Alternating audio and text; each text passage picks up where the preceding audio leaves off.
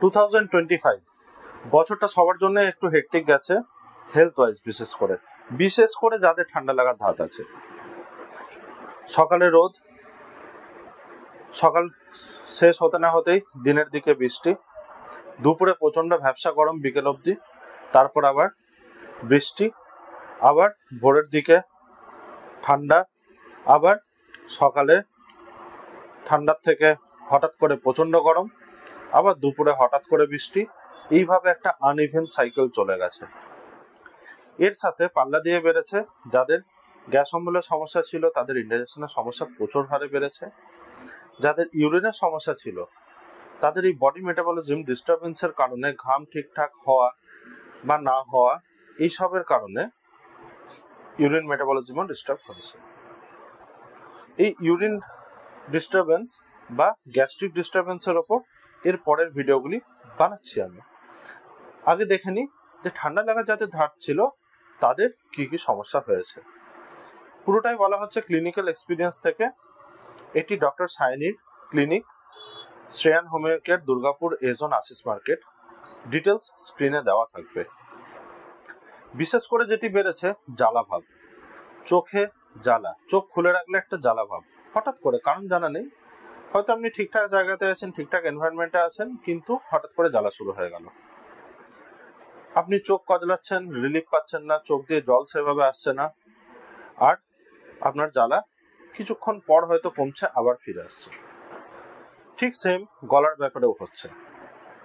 গলায় ঘন ঘন ঠিক এই জায়গাটা মনে হচ্ছে ঝাড়তে হচ্ছে, একটা হালকা জ্বালা ভাব, অস্বস্তি ভাব, কিছু একটা আটকে আছে, এরকম একটা ফিল হচ্ছে, গলা ঝেড়ে কথা বলতে হচ্ছে। আর যাদের অ্যালার্জিক রাইনাইটিসের সমস্যা প্রথম থেকেই ছিল, তারা তো এই বছর আরো বেশি ভুগেছেন।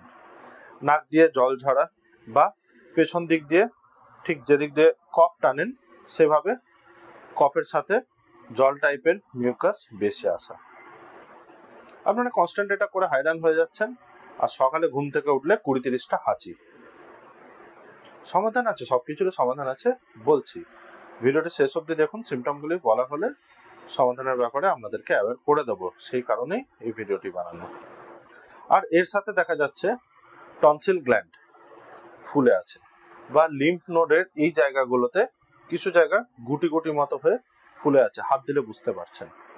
আর মাথার এই জায়গাটা প্রচন্ড ভার হয়ে থাকা, সাথে সব সিমটম থেকে রিলিফ পেয়ে গেলে এই মাথা ব্যথা বা এক সাইডে ব্যথা, যেটাকে আমরা মাইগ্রেন বলে জেনে থাকি, এই সিমটম থেকে আর কাশির সিমটম থেকে কিছুতেই রিলিফ হচ্ছে না এই সিজনে। বলতে পারলে এই বছরটা পুরোটাই এইভাবেই গেছে। তো যেটা বলছিলাম, যে যাদের ঠান্ডা লাগার টেন্ডেন্সি আছে, এই সিমটমগুলি তাদের মধ্যে প্রমিনেন্টলি দেখা যাচ্ছে। গা পায়ে ব্যথা, জ্বর, এটা তো কমন আছেই। প্যারাসিটামল খেয়েও জ্বর রিলিফ হচ্ছে না কিছুক্ষণের জন্য, হার্ডলি 1 ঘন্টা। হ্যাঁ, 1000 পাউডার খেয়েও হয়তো 1 ঘন্টা রিলিফ পাচ্ছে, খুব বেশি হলে 2 ঘন্টা। খুব যদি কারোর ইমিউন সিস্টেম সাপোর্ট করছে তো 2 ঘন্টা, তার বেশি রিলিফ কিন্তু হচ্ছে না। আমাদের ক্লিনিকে এই ধরনের পেশেন্ট এসেছিলেন। পেশেন্ট আসার পর পেশেন্ট যে সিমটমগুলো দিচ্ছেন, যে জ্বর তো কমছে না, ঠিক আছে, সাথে এই সিমটমগুলি বাড়তে বাড়তে একটা সিভিয়ার কমপ্লিকেটেড সিমটমে পরিণত হয়েছে। ঠান্ডা লাগা, সাথে ডায়রিয়া, একদিন ছাড়া ছাড়া, 2 দিন ছাড়া ছাড়া ডায়রিয়া শুরু হচ্ছে, হঠাৎ করে শুরু হচ্ছে, হঠাৎ কমছে, হঠাৎ কনস্টিপেশন হচ্ছে, আবার ডায়রিয়া শুরু হচ্ছে। আর ভমিটিং টেন্ডেন্সি, কিছু ক্ষেত্রে বমি হওয়া, প্রচন্ড দুর্বল, সিঁড়িতে ওঠানামা করাই যাচ্ছে না, বসলে ওঠার সময় চোখ দিয়ে অন্ধকার দেখছে, সঙ্গে গলায় প্রচন্ড ব্যথা, খিদে কমে যাচ্ছে। খিদে তো কমারই ছিল, এত ভুগলে তো মানুষের খিদে এমনিই কমে যায়। আরেকটি বাজে জিনিস নোটিস করা যাচ্ছে, সেটা হচ্ছে ব্রঙ্কাইটিস। লাংসের ভেসেল পুরোপুরি জ্যাম।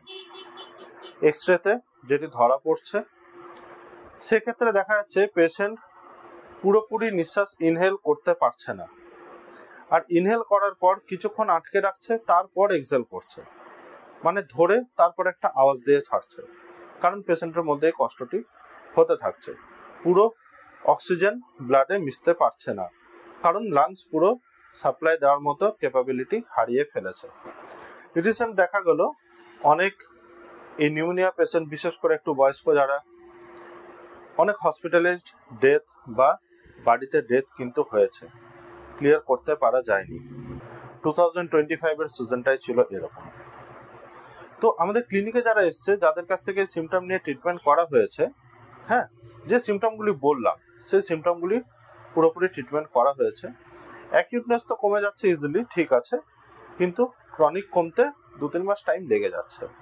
যেটা আপনাকে বললাম যে ওই কাশির সমস্যা থেকে যাচ্ছে, অল্টারনেট ডায়রিয়া কনস্টিপেশন থেকে যাচ্ছে, সপ্তাহে 1-2 দিন বমিভাব এটা থেকে যাচ্ছে, এটা কমতে 1-2 মাস টাইম লাগছে, পরে পুরোপুরি ক্লিয়ার হয়েছে।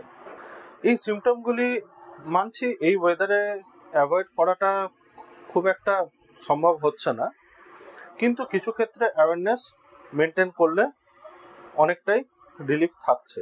যেরকম ঠিকঠাক সময় মতো স্নান করা বা ডায়েট ঠিকঠাক সময় মতো মেনটেন রাখা, কোল্ড ড্রিঙ্ক বা ঠান্ডা জল, যে কোনো রকমের ঠান্ডা পানীয় অ্যাভয়েড করা, রিচ খাবার বেশি না খাওয়া, আর একটা কমপ্লিট স্লিপ নেওয়া। যাদের ঘুমের সমস্যা আছে তারা কিন্তু এই সিমটম থেকে রিলিফ পাচ্ছেন না, বা যাদের ক্রনিক পেটের সমস্যা বা যাদের ক্রনিক ঠান্ডা লাগার ধাত আছে তারা এই অ্যাওয়ারনেসগুলি মেনটেন করেও রিলিফ পাচ্ছে না, মেডিসিনে তারা সুস্থ হয়েছে।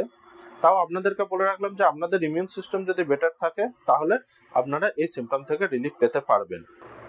আর তাছাড়াও যদি আপনারা অ্যাকিউটে চটজলদি রিলিফ চান তাহলে আপনারা স্ক্রিনে দেওয়া ডিটেলসে কন্ট্যাক্ট করতে পারেন। আমি সৌরভ আপনাদেরকে এ ব্যাপারে কমপ্লিট গাইডেন্স দিয়ে দেব। কনসাল্ট যদি করার হয় সেক্ষেত্রেও আমি গাইড করে দেবো ডক্টর সাইনির সাথে কনসাল্ট করার জন্য Shreyan homeo care, Ashish market. ভিডিওটি ভালো লেগে থাকলে অবশ্যই লাইক করবেন, শেয়ার করুন ও ফলো করুন আরও এ ধরনের কন্টেন্ট পাওয়ার জন্য। আজকে এখানে নমস্কার, ধন্যবাদ। এরপরে আমরা ডাইজেস্টিভ ইস্যু, মাইগ্রেন ইস্যু ও অ্যালার্জিক রাইনাইটিস ইস্যু নিয়ে কন্টেন্ট বানাতে চলেছি, অবশ্যই ফলো করে রাখুন।